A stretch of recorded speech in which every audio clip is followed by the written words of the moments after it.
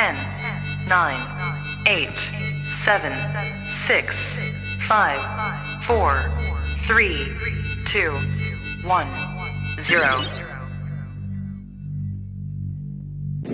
Idle industries have cast workers into unemployment, human misery, and personal indignity. Those who do work are denied a fair return for their labor by a tax system which penalizes successful achievement and keeps us from maintaining full productivity. But great as our tax burden is, it has not kept pace with public spending. For decades, we have piled deficit upon deficit, mortgaging our future and our children's future for the temporary convenience of the present. To continue this long trend is to guarantee tremendous social, cultural, political, and economic upheavals. You and I, as individuals, can, by borrowing, live beyond our means, but for only a limited period of time.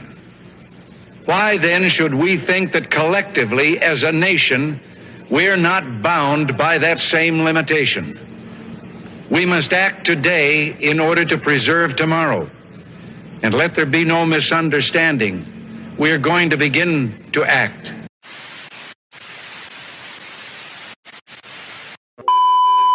There is nothing wrong with your screen.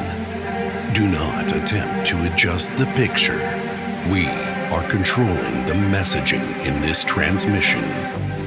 We will tell you the topics you may speak about. We will remove any speech we deem unfit. We will identify and protect you from all that is evil. You need only put your full trust in us. We are the government, and we are here to help.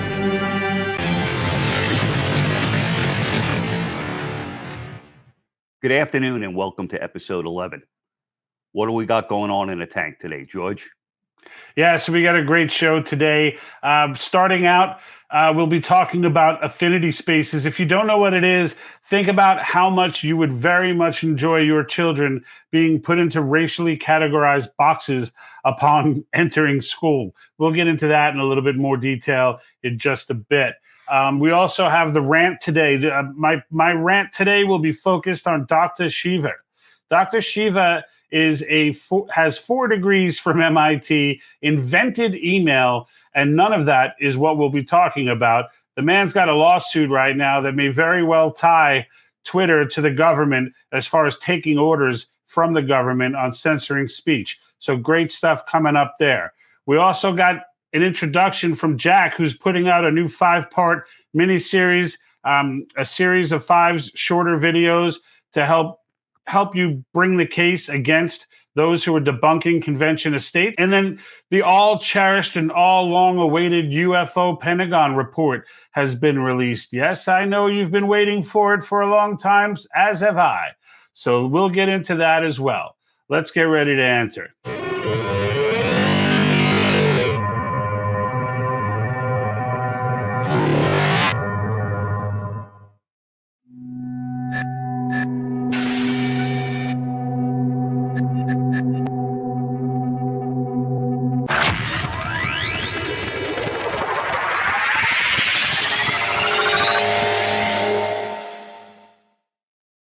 The bottom line is that CRT promotes segregation. A prime example is Wesley Public Schools in Massachusetts. On our website, I'm going to post records that confirm plans for what's called affinity spaces. Now, they're similar to safe spaces. However, they divide students and teachers alike based on race and sexual identity. I'm also going to post their equity plan for 2020 through 2025. Other divisive examples can be found in Maryland schools. They teach that the word mega equals white supremacy. That district paid close to $500,000 to have an anti-racist audit conducted to mitigate systemic racism. I don't know, George, what do you think about this? It's crazy. So aside from the clear civil rights violations of segregating students. And this, I think, is going to be, from a legislative standpoint, where this whole CRT thing is dragged out of the shadows, where it's been thriving for so long prior to people shining sunlight on it. But I think it's also a perfect example of how states are wasting money on nonsense. Mm-hmm. So, here we are talking about, how states need to be independent. They need to get off government spending. I don't know for a fact, but I'm willing to bet that at least some of that is a federal grant of some sort that's contributing to. And even if it's not a federal grant, it's still money that doesn't have to be spent, period. So it's still money that's going towards something that does no good, that has no one's best interest at heart, does not assist in anything to a child's education. It is just a complete squanderance of taxpayer dollars. And, and again, all of that waste and squandering, all in an effort to violate civil rights and to violate the Civil Rights Act.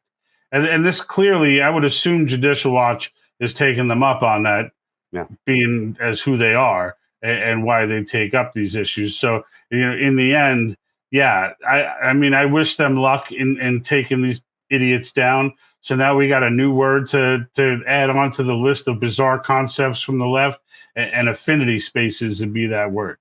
So now each race has to stand literally stand in their own box, or will have a box that they can, like, how do you administer that? How do you police that? Well, George, I mean, when you consider the fact that there are over 100 genders, right? Well, if I identify with 20 of them, then I have more roaming space. Yeah, you'll have like a game of hopscotch going on there. I could visit, based upon the type of snacks they're serving that day, I could probably pick and choose. I don't even know the names of all those genders, or I'd start cracking jokes right now. I mean, in the end, when you look at scenarios like this, and how much fun the kids of the 80s would have had with this, like we would have just been, it would have been one big joke, But today, and that's on the streets of New York, because we would have just laughed all this stuff right off the ballot. I mean, it's just crazy. But when visually conceptualize what this would look like in is this in the schoolyard? Is this in the building? Is this, like all of this has to be ironed out and worked out. And the end result, no matter where they put it, it's a clear violation of the Civil Rights Act. So it just reverses everything that Martin Luther King worked for. Instead of desegregation, they're looking to segregate people all over again. Yeah, and it reverses a lot more than what Martin Luther King was. I mean, this reverses the entire history of civil rights in general. It's just absolute lunacy. And what baffles me is that there are actually people in positions of power, albeit small amounts of power, but small is a subjective term when you consider that they're directly influencing the youth of the country. But, when I say small amounts of power, I mean, they can't authoritatively deal with adults and things of that nature. But like the fact that our kids can you imagine going to school and you and your friend happens to be black, or you're black and he's white, or whatever the deal, Latino, and he goes off and talks to another friend, and that friend happens to be standing in the black box and you're in the conversation too. So you have to stand outside the black box while they're talking. And, under that premise, can you talk to someone even from outside the black box into the black box? So like it's just, there are so many bizarre outcomes with this, that the fact that there's an adult human being on this earth who somehow rationalized this to be a good idea is just stunning, and a perfect example of why you don't just trust authority figures. You just don't. No. The days of sending your kids to school, there was a day in second grade, I remember like it was yesterday, St. Stan's in Queens, St. Stanislaus it was.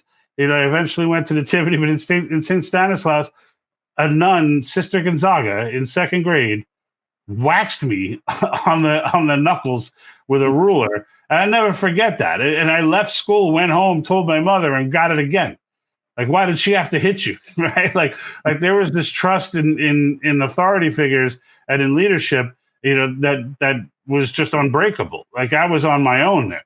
Like, and believe me, I got hit in the knuckles a few more times after that. Only those I kept to myself. Like, there was no, one whacking was enough. You know what I mean? I didn't have to go home and double up. So, but I learned the first time, right? And why did that happen? It happened because my mother trusted that, it wasn't about why would she hit you. It was about why did you make her hit you? Like, what did you do to embarrass me and make her hit you in the knuckles? So that kind of trust is long gone. You cannot trust authority figures as adults that way any longer. And it's ill-advised to tell your children to trust them because they violate the trust regularly. It's not like it used to be an offshoot news story. Now it's becoming something that, that is all too common and all too creepy. And with this type of education coming into classrooms, it's in my own school district. Like, I went and looked up this stuff. It's in my own school district. And it's cryptic there too, though. So they have a language arts course that with a focus on social justice. What does social justice have to do with language arts? Was my first question. Like, these are two completely unrelated topics. Like, if anything, you'd link it with like social studies or stuff. But it's like mathematics. That's like saying mathematics with a focus on social justice. Like, what? Like, what the hell are you talking about, right? But that's where it is. And when I looked at the documents the superintendent sent me, they were very vague in there. There were a lot of keywords that I picked up on because I've been investigating this for a while. So I know how these people speak, and I know what words, are red flags to go look deeper. And sure enough, when you go way to the bottom of the page, the organization that was there, I went to look up. And yeah, it's another one of these wackadoo CRT 1619 project loony bins that schools are using as resource now. And these organizations provide the materials. So everything they do comes through that. So when wacky stuff like Affinity spaces and things come aboard, they're not going to tell you. You have to find out. They're not going to let you know. There's no way they have that conversation with parents. Not going to happen. They're not going to tell you. They're not going to disclose what they're making your kids read. They're not going to disclose it.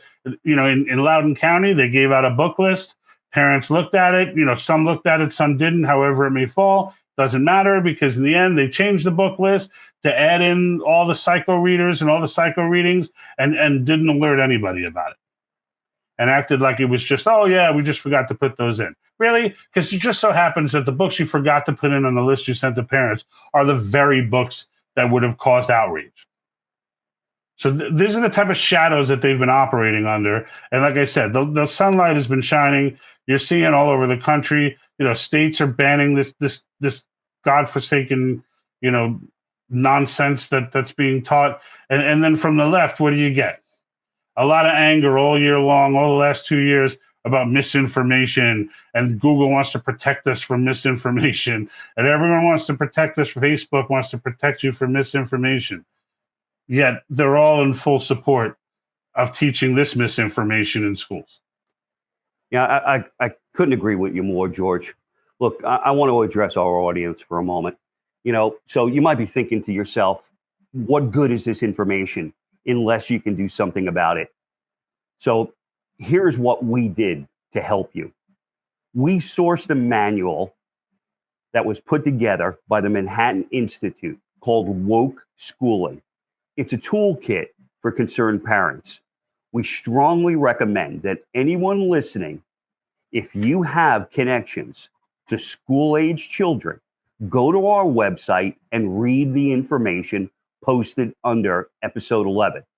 Then, along with a link to a video that we'll put there, send it off to all of your connections and recommend that they do the same. Ball's in your court, folks. Hey, George, before we break from this segment, I want to bring something up. When we were talking earlier off camera, you seemed a little bit more upset than usual. Is anything bothering you? Yeah, Jack, actually there is. What's that? Oh, you want to know? You really want to know? This is the phrase that I want you guys to start using. The government launders censorship. You heard through Twitter. The government launders censorship. So they can say, oh, a private actor did it. We didn't do it. We didn't suspend you. No, you did. So the government launders censorship.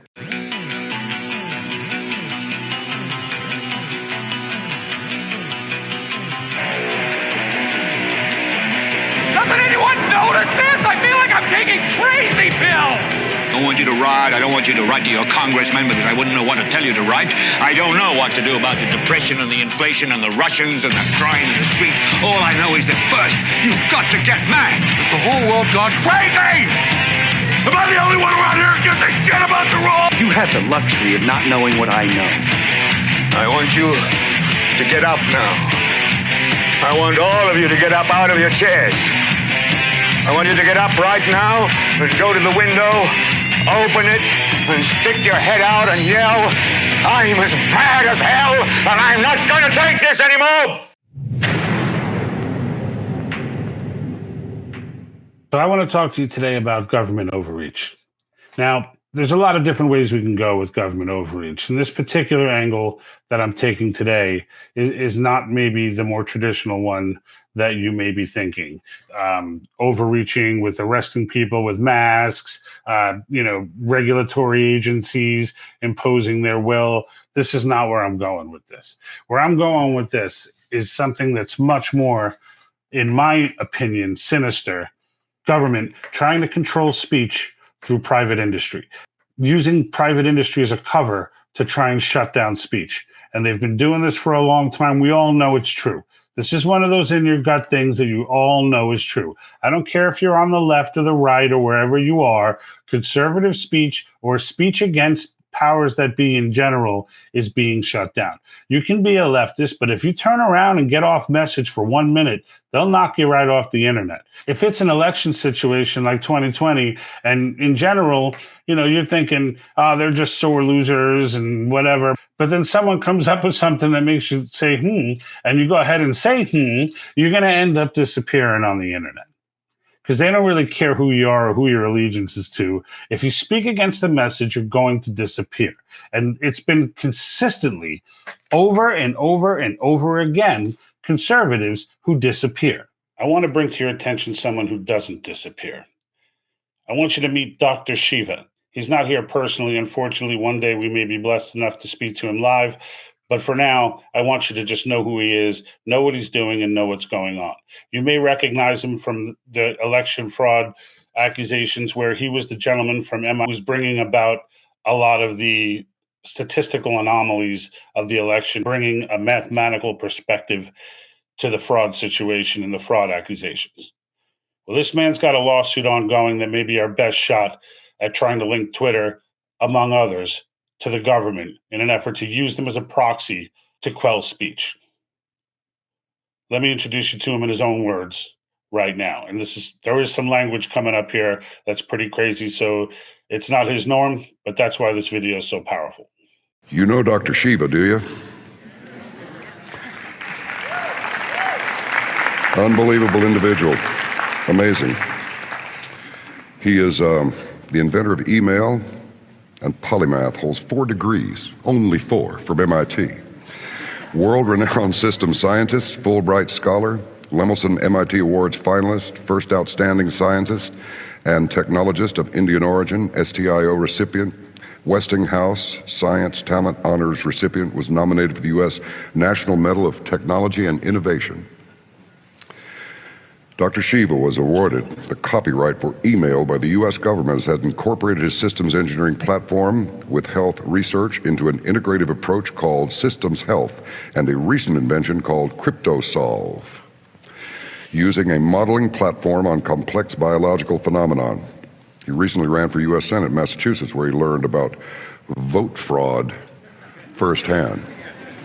If we could see that video now, that'd be just fine with me as we prepare to welcome the one and only Dr. Shiva. Are you getting any kind of threats against Dr. Shiva by exposing something so deep? Well, look.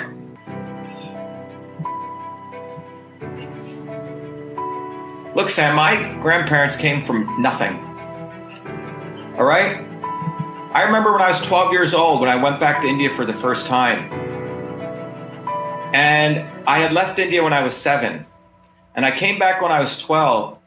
And I went back to that small village. Dirt roads, no running water, no electricity. My grandparents had bare feet. Nothing, man. These people worked 16-hour days in the hot field.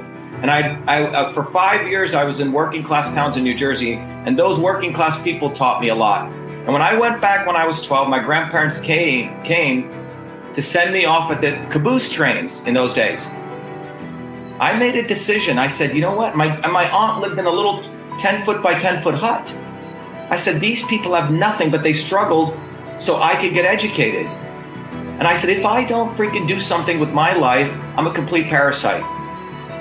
And that I had already gotten so much by the fact that my parents had come to America.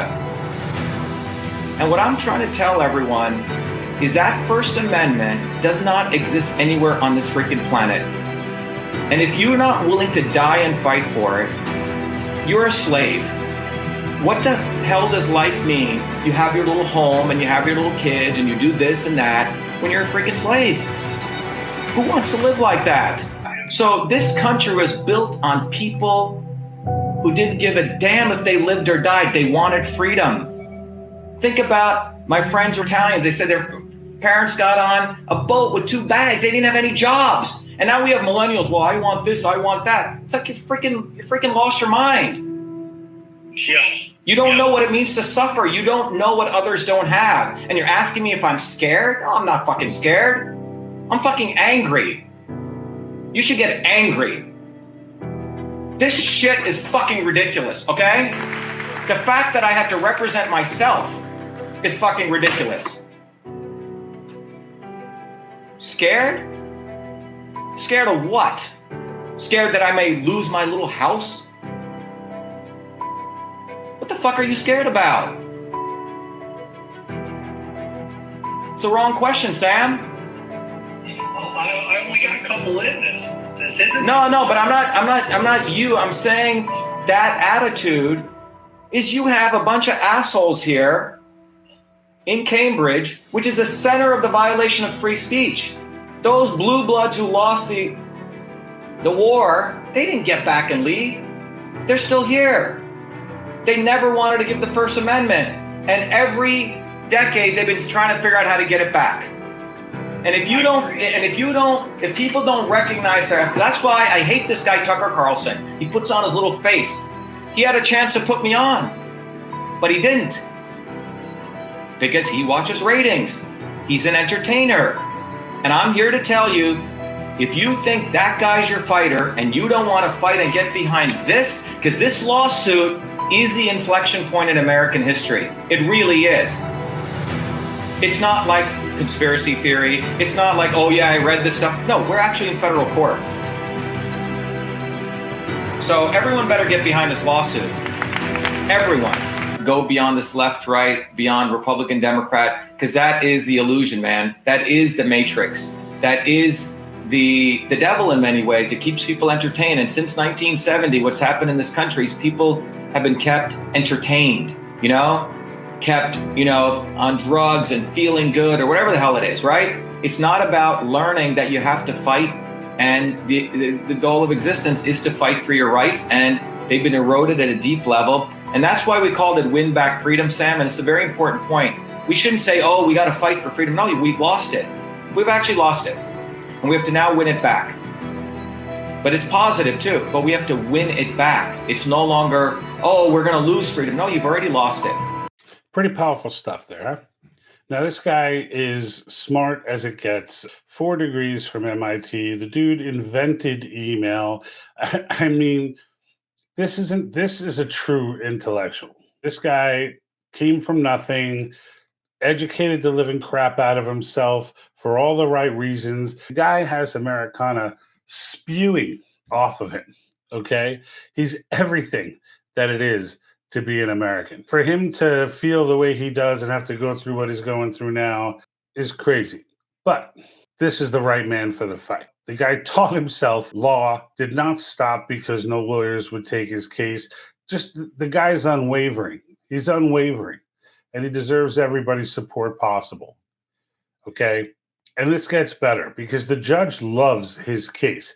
I definitely encourage you to read the transcripts from that trial, because you can clearly see the way the judge interacts with the government's attorneys that he ain't buying their BS. They keep trying to wiggle away. And he's like, no, I think we got something here. Like, we're going to continue this on. And all of this is happening because Dr. Shiva is so determined to bring this home and to expose this and to bring light to it. And I don't know if it'll ultimately succeed or not, but this is definitely the closest anyone has come to exposing this relationship. And there is a relationship. It's way too coordinated to not be a relationship. And if the government gets caught, as they may have just gotten caught, giving commands to social media to silence people, of all people, a federal Senate candidate, but anyone, if the government is caught silencing anyone, this blows the lid off the whole thing, because now precedent gets set. And now the floodgates are open. So let's get those floodgates open. Now, I want to give you a little history of how he was led down this path. This isn't where his intention started. He started out fighting back against the election. So not the presidential election, his own election. He was running for Senate, federal Senate in Massachusetts, and had done his due diligence, was running his campaign, had his predetermined polls out, his projection polls, things like that, was pretty confident that he was going to win by a large margin, of course, still cautious, but ends up, the election happens. This is the primary now. This did not happen in November. This is before all the other shenanigans took place. Okay, this is back in September 2020. So the primary takes place. He realizes he gets slaughtered by the exact same percentage in almost every county except one. And that one happened to be the only one not tabulating votes by machine. So he was curious and saying, you know what? That can't be right. Like I could have lost, but I couldn't have lost like this. Like I'm going to lose, because he's a mathematician, right? So he's like, I can't lose 60-40 in every county, and I can't lose, by the. I mean, I could. I guess anything, right? If you want to live by the rule, anything's possible. You could, but mathematicians don't think that way. When you're that good at probabilities and such, you look at it and say this doesn't look right. So he at least wanted to look into it. So he did.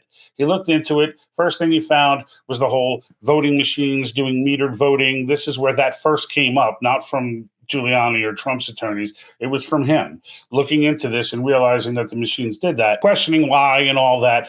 But that's not how we got to this point. How we got to this point is that he asked for the ballot images from the Secretary of State or the Secretary of State's attorneys and was told that they don't keep them. Now, this is in violation, direct violation of federal law, okay? And I have the law and the statute listed in the sources as well, okay? So this is in direct violation. They're absolutely mandatory for federal elections that all records be kept. All records be kept. Now, the machines count the images, not the paper ballots. So the images are actually more important than the paper ballots.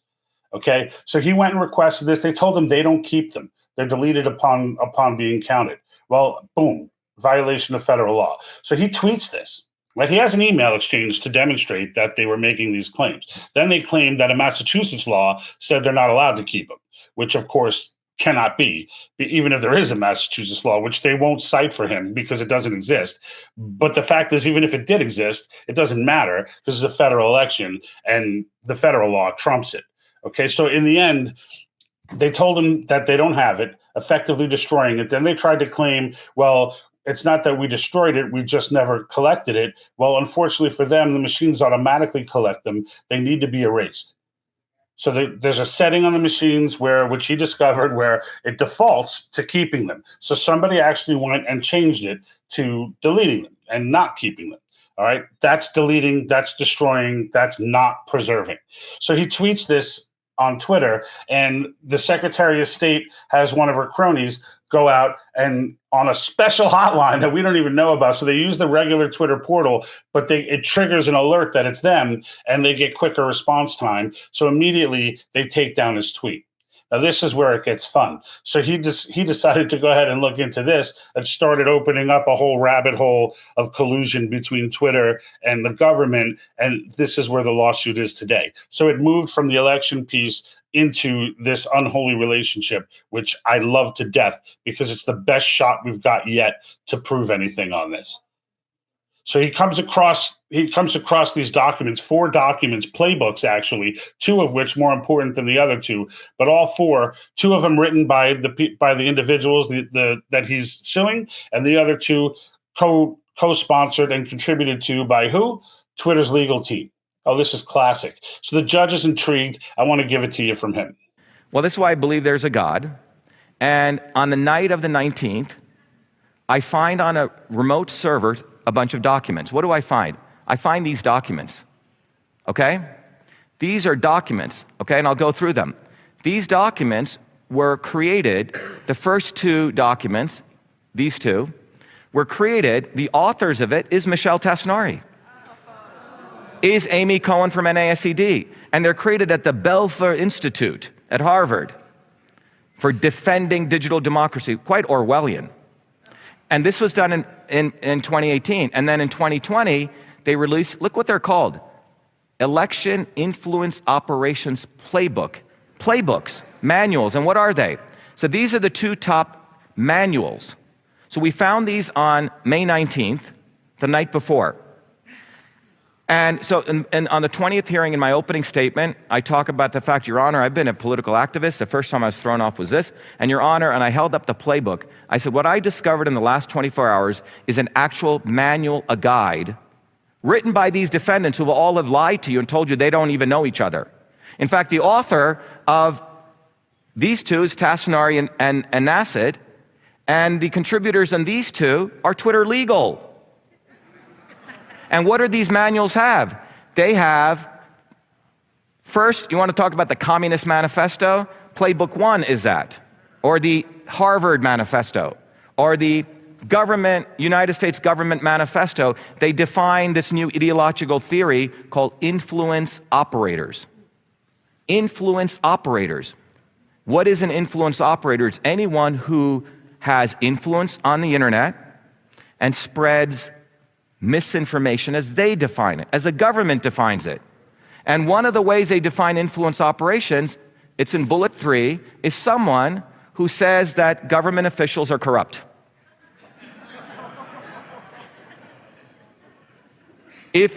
Especially with elections. Well, wasn't that what I was doing? So, Playbook 1 is the ideological framework.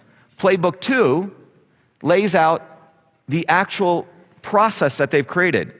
A 4-step process. First, assess who the person is, identify them, take them out using your Twitter partner support portal, your special link, and then continually monitor them. So I'll just share with you this. These are the playbooks. So it has their process.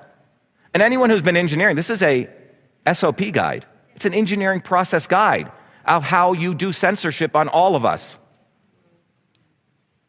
Step 1, first assess who the person is. First put together your organization. Well, they have the state election director, the officials, they say create the organizational structure. Step 2, figure out keywords. When we filed our motions, they said, we don't know anything about keywords. Really? Well, you have a whole ideological framework of keywords. And then you assess people. Are they high, medium, or low severity threat? First of all, do they have credibility? Well, I think a guy with 4 degrees has credibility, right, from MIT. Do they have influence? Well, my tweets were getting 20, 30,000 retweets. And do I have influence? So I was rated, so they have a high, medium, low severity rating. High, medium, low. So they rate you, okay? And after they rate you, they take a 2-part approach. One, you directly call them using Twitter through their partner portal. It says a 2-pronged approach. The other is you call Nassid. It's all laid out, step by step. Then, the next process here is after they rate you, then they say you go to the Twitter portal and you communicate. You can do it other ways, but when you use the Twitter portal, you got the bat phone. We'll take people out for you. So this manual then says you have high, medium, low severity. I was rated as high. And watch what you do. You continually monitor them for the rest. So that's why the September 24th event took place and the February 1st event took place. Everyone following this? Twitter came in and they lied to the court on May 20th. They said, Your Honor, we did February 1st. We were monitoring him. We had an escalated process because Twitter cannot be seen as their work hand in glove with the government. So the general counsel of Twitter, the deputy general counsel, filed a false affidavit. She said on the May 20th hearing that we took out Dr. Shiva on May 1st. We saw him do these tweets. Then we escalated it, and then on February 3rd, we took him out. Well, I have an email from Twitter. They took me out on February 1st. at 9:48 p.m., which was 17 minutes after I put up that video. So we brought that up to the judge in a separate affidavit. We destroyed the credibility of Twitter. The judge no longer believes Twitter, okay? So this is their process, okay? This is this process and ongoing monitoring. I'll hone in on this before I wrap up. I'm a little bit up. Look what it says. It tells the government, you can use other medium, but go through the Twitter Partner Support Portal. An anodyne term, very Orwellian, right? Partner Support Portal. Well, that portal was built originally in England for the parliamentary security forces there to track British citizens. Remember, the British don't care about, or the British government doesn't care about the First Amendment. He had me submit all those playbooks. He said, I want to read them. On the 21st morning, the judge said, he got up at 6 a.m. Our hearing was at 10:30, and he said something very interesting. He said, this lawsuit will more than likely be an exam in every constitutional law class in the country. All right? And he proceeded to ask me, he said, look, you've done this yourself. And by the way, I'm paraphrasing some of this, right? I'm giving you the gist of it. And he said, I think you should get a constitutional lawyer to help you. Because what he wants me to do is to make sure the arguments are tight, because if they refute it and it goes to the appellate courts, that they'll lose and it'll go to the Supreme Court, okay? But the most important thing is, he said, I'm going to decline any motions to dismiss this case. The merits of this case are so intertwined with your arguments that I want to likely go to discovery, and I want to probably go to depositions now. Typically, that's done 2 years later. So that's what's happening in this federal lawsuit case. And so the lawsuit is still going on. So, and it's looking good so far for Dr. Shiva. So God bless you, Dr. Shiva. You're an awesome American patriot, an example of what everybody should be like and how everyone should view their country and value the Constitution. Now, I'd like to mention that in this case, fact-check websites have been involved, one of which we had mentioned in the past.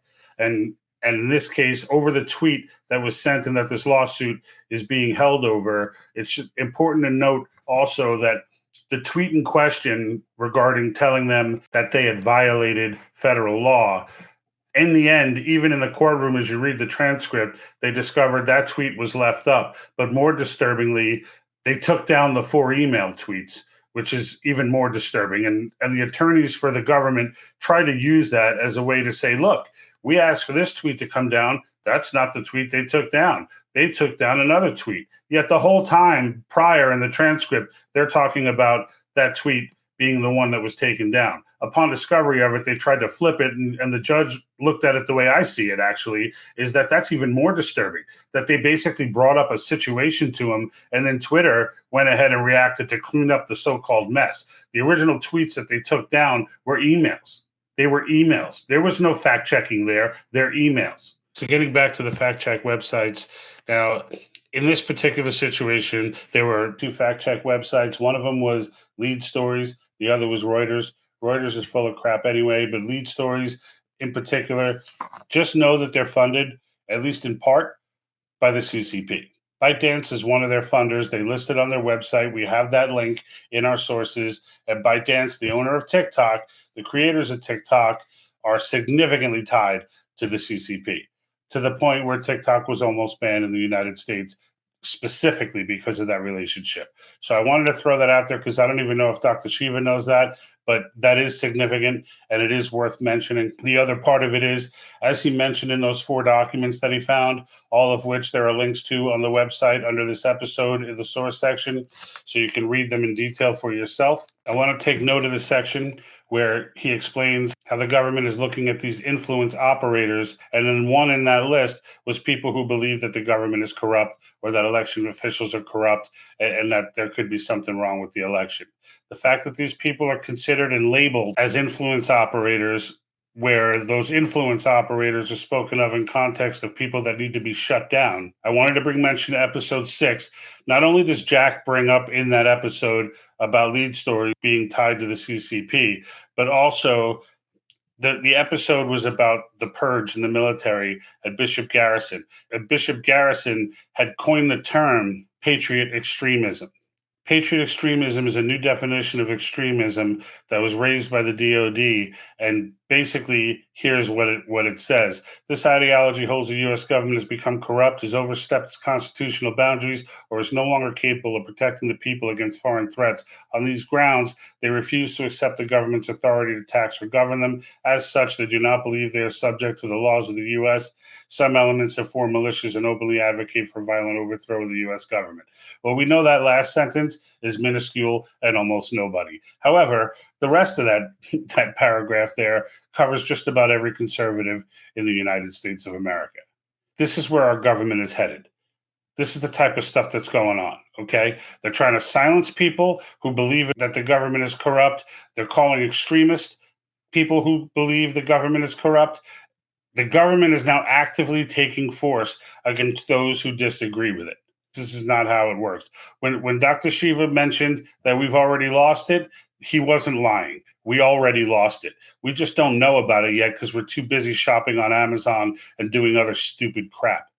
It's gone right now. It's gone. What you see right now and what you believe is an illusion. It's time to get focused. It's not hard to take back. It's very simple, actually. Just takes a little bit of effort. It takes some determination, but the first thing that it takes is for you to open your eyes and realize that everything is not a conspiracy theory. These documents are real. The stuff that we're showing you, this definition of patriot extremism, is right from the DoD website. Pay attention. This is their document. The documents he's showing you are government documents. This is not Fox News talking points. Wake up, people. Rant over. And like that, he's gone.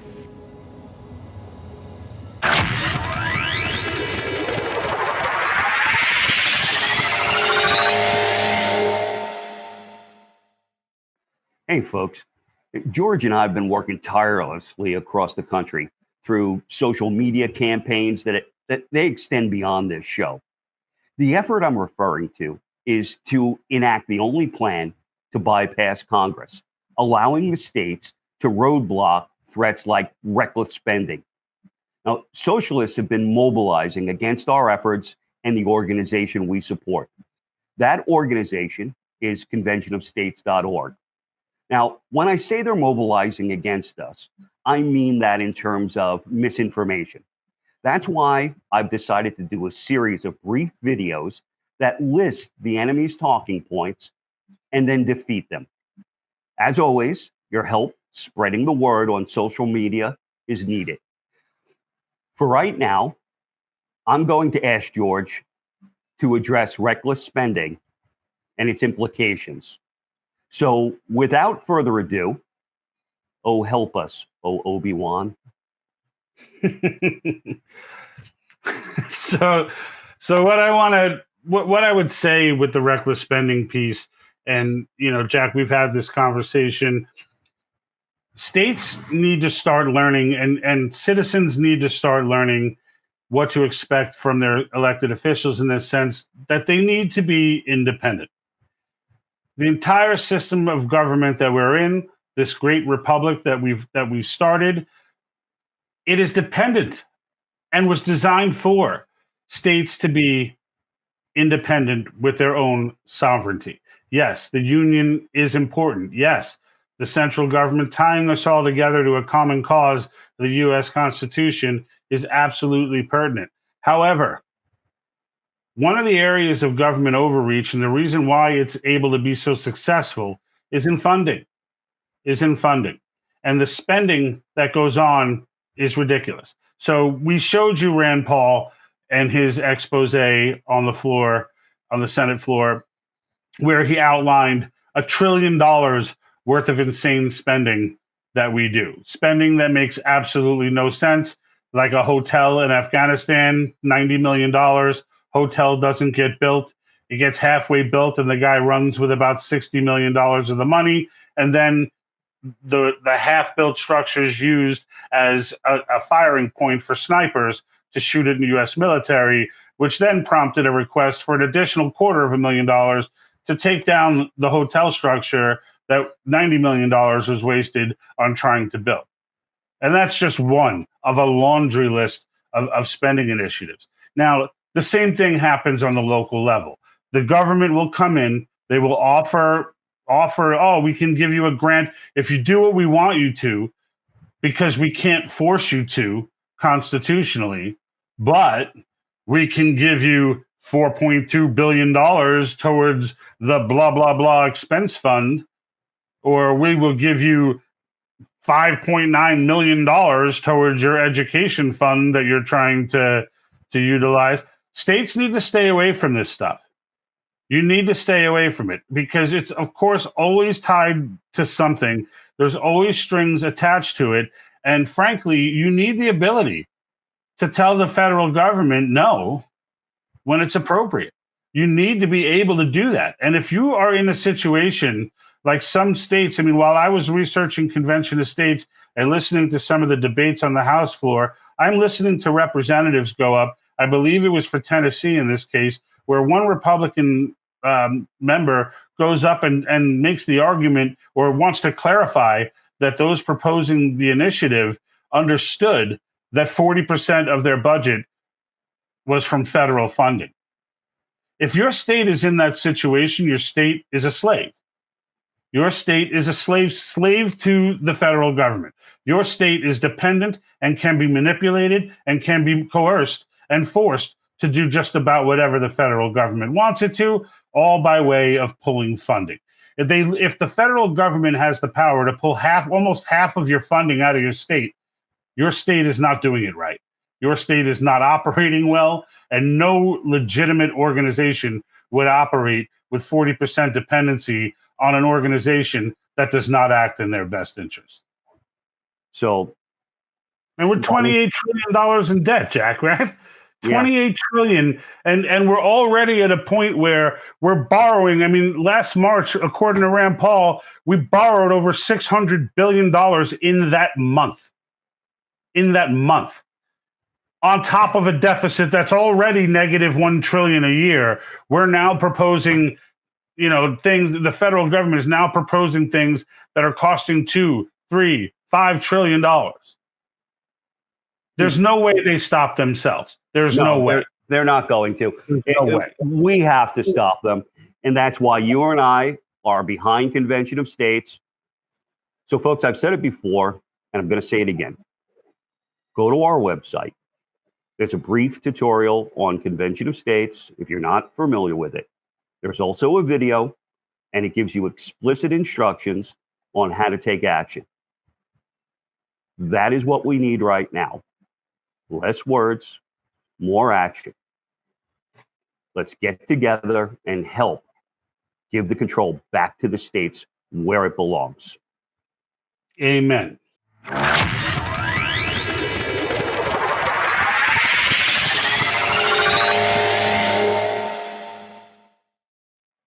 All right, George. Well, we're going to go back onto one of your favorite topics.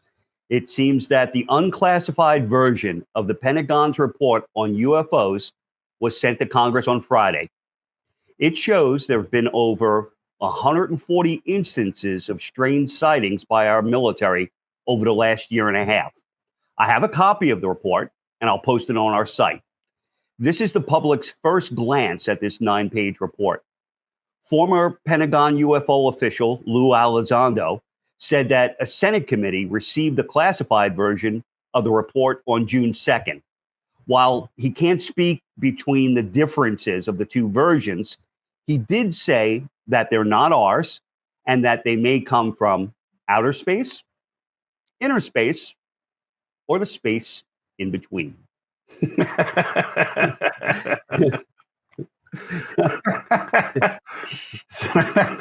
So what bothers me about it is my expectation was that there were some high def photos and imagery of these things, because I know it exists. Like at this point, I know it exists. There's no way they don't have high def cameras on these ships and on, like, it's just all you can give us is this sonar, stop it. Like, just stop it already. Like, that's what I wanted to see. That was not, I already know that these inexplicable objects are out there doing what they do. And, I've heard some, I haven't read the whole report yet, but I've heard some that have said, well, they make the case that it could be some kind of Chinese technology and it's nonsense. Like, there's no way the CCP, they're still stealing basic stuff for Android. like there's no way that they're going to come up with this type of technology. And frankly, Russia just doesn't have the resources. I mean, we're talking groundbreaking, people who invent this stuff, people who come to this stuff, number one, almost always defect to the United States. Almost always. So because it never ends well for the scientist who comes up with really crazy tech if he stays in these countries. They know history. It ain't going to end well for him. He's going to be the scientist that disappeared to make sure nobody else gets a hold of this technology. So that's for starters. The other part, if they can't produce a high def image, then I'm looking at the whole thing like it was a distraction, because you gave us nothing new. We knew that these things are out there. We knew that all this stuff is going on. It's a nothing burger, which pisses me off because I wanted a something burger. I wanted a double decker with cheese, and I got some Where's the Beef episode where there's nothing inside, and that drives me insane. I mean, it is what it is from that standpoint, but like, I mean, I wish I had something to sit here and get excited about and get fired up about. But I got no imagery except the same BS imagery that you get off of UFO Netflix intros. So I'm surprised, though, when I said from outer space, inner space, or the space in between, you didn't jump on that. Like, what in the hell does that mean? I just took it as being funny. Like, did they really say that? Was that legitimate? Yes. I thought that was just you being a wisecrack. No, it's not me being a wisecracker. So are they talking about like interdimensional? So outer space, inner space, because they may have been with us all along under the ocean, or the space in between, which is interdimensional. I didn't know that was an actual term. Like, I didn't know they actually said that. So that's why I took that as a joke you were making. Well, I'm glad I brought it up. So at least there's something a little tiny bit of meat on the bone for you. I didn't want you walking away from this thing totally disappointed, George. Could we really go there with that type of technology? Like, the answer is probably no. Yeah, kind of makes you wonder what else we don't know. Actually, there's a lot of things people don't know. And I can give you one right now. What's that? They don't know jack.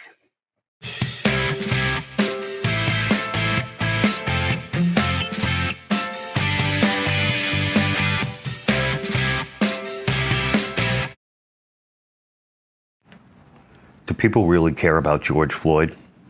Well, of course they do. Some cared about him in a heartfelt, humanitarian manner, and others as an opportunity. The purpose of my discussion today is to try and reach the people that still don't recognize that his death was exploited, and that exploitation continues a cycle that leads to more and more division, more hatred, and more tragic death. Having watched the trial, we all know that George Floyd was not killed because of his race. Yet there were many of influence who were quick to capitalize on his death. Looking back, the evidence is overwhelming.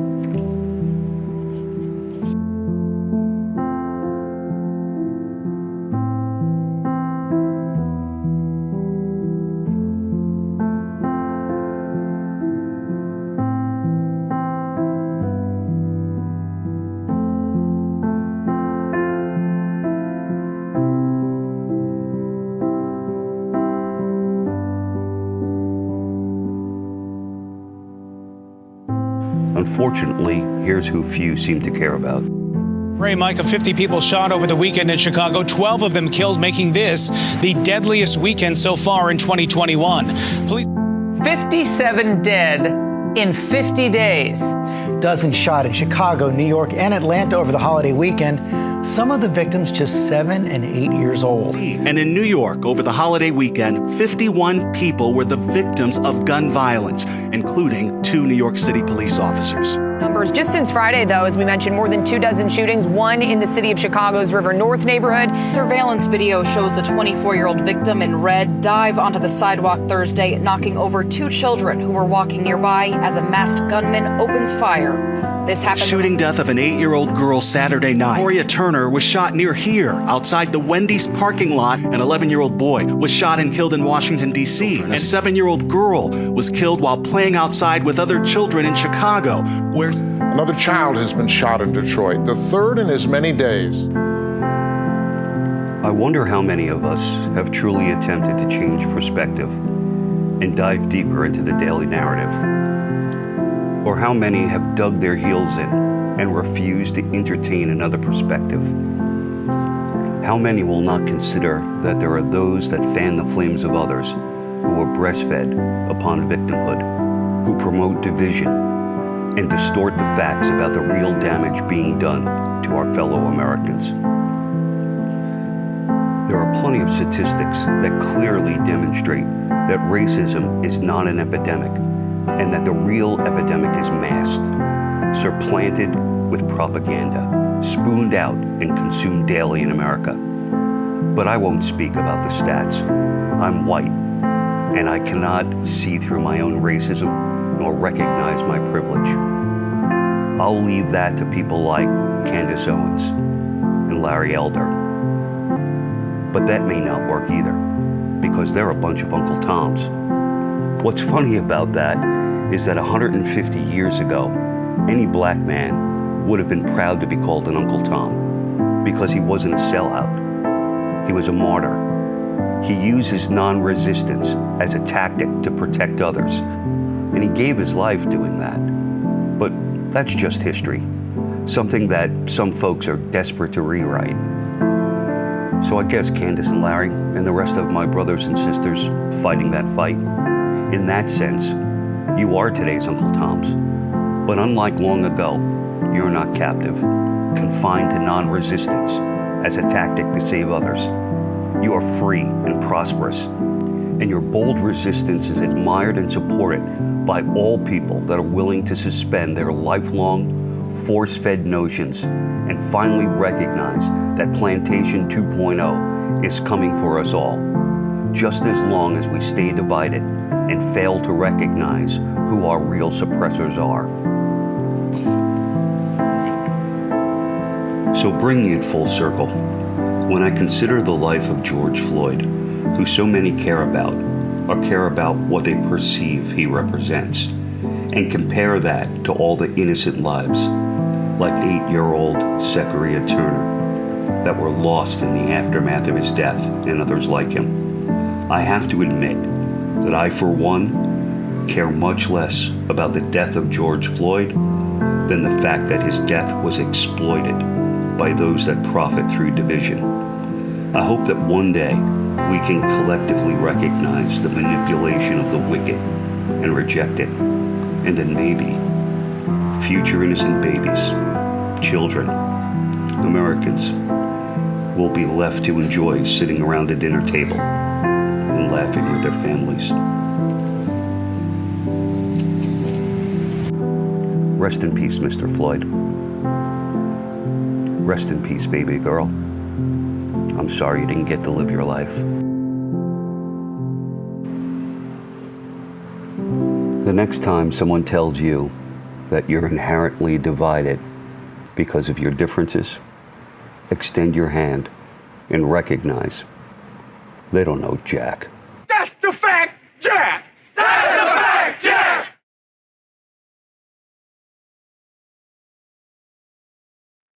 So, folks, that wraps up episode 11. Any final thoughts, George? Yeah, just make sure you check us out on our new MeWe page. So we do have a presence on MeWe. Make sure you go ahead in there and get yourself on the follow list to get any new content that we will be putting up from our Rumble account. And also, for those of you who are YouTube fans, make sure you're subscribing, clicking the bell, and getting yourself alerts for our new episodes as they release. Facebook as well. You can go ahead and click on our Facebook link and sign up for our Facebook. Follow us there. You'll get live episode alerts the same way you do through YouTube. Our broadcast will go every Wednesday, 6 p.m. from either our website, YouTube, or Facebook. Thank you, folks. Take care. Have a good one. See you next week.